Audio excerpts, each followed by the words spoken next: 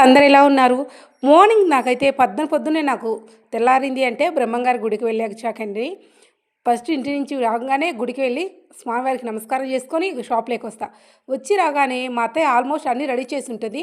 Ready చేసినప్పుడు నేను వచ్చి ఫస్ట్ నిమ్మకాయలు తీసుకుంటా. ఫస్టు ఎందుకంటే పైత్యానికి గాని నాకు కొంచెం పైత్యం ఉన్నది కాబట్టి ఉదయాన్నే నిమ్మపండు తీసుకుంటే చాలా మంచిది. అలాగే ఒంట్లో కొవ్వు శాతం గానీ, పైత్యం గానీ ఏమున్నా సరే ఉదయం ఒక నిమ్మపండు తీసుకున్నామంటే చాలా బావుంటది. ఆ రోజంతా ఫ్రీగా చాలా యాక్టివ్‌గా ఉంటది నాకు.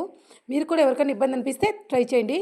అది నిమ్మకాయ జ్యూస్ తాగగానే అందరూ టీ, కాఫీలు తాగుతారు. నేను ఉదయాన్నే నిమ్మరసం తాగుతాను. ఇంకా లేట్‌గా టీ తాగాలనుకుంటే తాగుతాను. వద్దనిపిస్తే నో ప్రాబ్లమ్ నేను తాగను. ఇంకా అక్కడన్నీ బండ మీద సర్దేసుకొని చట్నీలన్నీ బాగున్నాయో లేవని చెక్ చేసుకుంటా. ఇడ్లీ రెడీగా ఉంది. పూరికి కూడా మంట పెద్దగా పెట్టారు. ఇంకా స్టార్ట్ అయింది ఫ్రెండ్స్ వ్యాపారం. చూడండి ఇక్కడ ఇదిగో పిల్లలకు టిఫిన్ కావాలి. టీ, కాఫీ పెద్దాయనకి కావాలంట. ఇక్కడ టీ వేస్తా. అలాగే టీ కలుపుతో కూడా దోస ఏసేస్తా. టిఫిన్ హోటల్ అంటే అంతే ఫ్రెండ్స్. హడావిడిగా ఉంటుంది. కొద్దిసేపు మాత్రమే. ఆ కొద్దిసేపు ఎవరైతే గెలుచుకోగలరో వాళ్ళే రూపాయి డబ్బులొస్తది. అందుకాటి ఉదయాన్నే పెనం క్లీన్ చేసి, ఈ పెనం క్లీన్ చేస్తే కొంచెం హీట్ తగ్గుతుంది కదా! ఆలోపు కాఫీ పెట్టిస్తా అనమాట. ఈ పని చూసుకోవాలి, అటు వాళ్ళని చూసుకోవాలి. ఏ దానికి ఆ దానికి. ఎప్పుడు మనము టిఫిన్ హోటల్ అంటే ఫాస్ట్‌గా ఉండాలి. రొటీన్ లైఫ్ ఏంటి చూడండి. ఇక్కడ దోస 2 వేసానా, అక్కడ ఇడ్లీ కడుతున్నా. టిఫిన్ హోటల్ అంటే ఇంతే. కొంచెం పరుగులాట చేసినా కూడా ఎదుటి వాళ్ళకి కడుపు నింపినట్టు ఉంటుంది.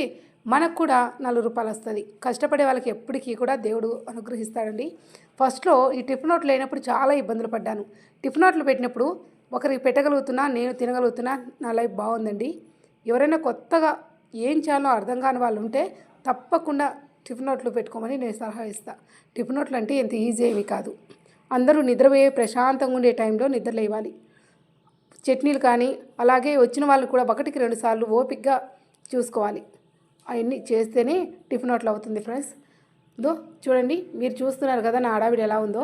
ఓ పక్క పూరి కడుతూ, ఓ పక్క టీ ఇస్తూ, అలాగే కొంతమందితో మాట్లాడుతూ అన్నీ చూసుకోవాలి. అవన్నీ చూసుకోగలిగితేనే టిఫిన్ హోటల్ అవుతుంది ఫ్రెండ్స్.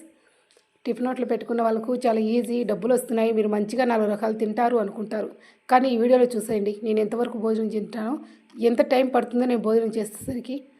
ఒక్కొక్కసారి అయితే కన్ఫ్యూజ్ పడి వచ్చిన వాళ్ళకి డబ్బులు మనదే పోతుంది, వాళ్ళదైతే పోదు కానీ మన డబ్బులు పోతుంది. ఎందుకు అంటారా, మనసులో ఎక్కువ ఉన్నప్పుడు కన్ఫ్యూజ్ అవుతాం. చూడండి ఇంతమంది ఉన్నప్పుడు ఒకరికి ఇచ్చిన టిఫిన్ ఇంకొకరికైనా కన్ఫ్యూజ్ అయిపోతాను. అలా అన్నీ పెట్టుకున్నట్టు ఇస్తూ ఉంటాం. లాస్ట్ వరకు వాళ్ళని అడుగుతాం బిల్ ఎంత వేయాలి ఫ్రెండ్స్, ఏం తిన్నారు అని. కొంతమంది కరెక్ట్గా చెప్తారు, కొంతమంది అయితే తక్కువ చెప్తారు. No problem. ఎవరో ఒకరు అలా చేస్తానని అందరూ అలాగే ఇచ్చారు. 100లో ఒకరిద్దరు తగులుతారనమాట.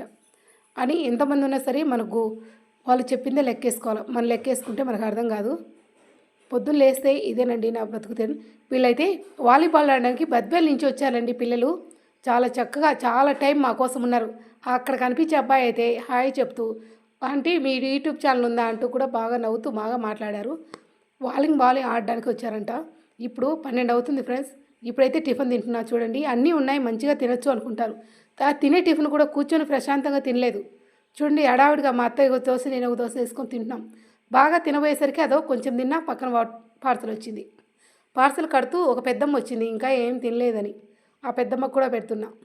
ఎవరికైనా అది చెప్పాను కదా, మనం తినొచ్చు, ఎదుటి వాళ్ళకి పెట్టచ్చు. టిఫిన్ హోటల్ అంటే అలాగే ఉంటుంది. కొంచెం కష్టపడినా సో హ్యాపీ అనిపిస్తుంది నాకు. ఆ పెద్దమ్మకు చూడు అక్కడ కూర్చొని ఉన్నంతలో ఒకరికి పెడతా ఫ్రెండ్స్. ఒకవేళ నేను చేసుకోలేని ఓపిక లేనప్పుడు నేను బ్రహ్మంగారి గుడికి వెళ్ళి ఒక ముద్ద తినేసి వస్తా.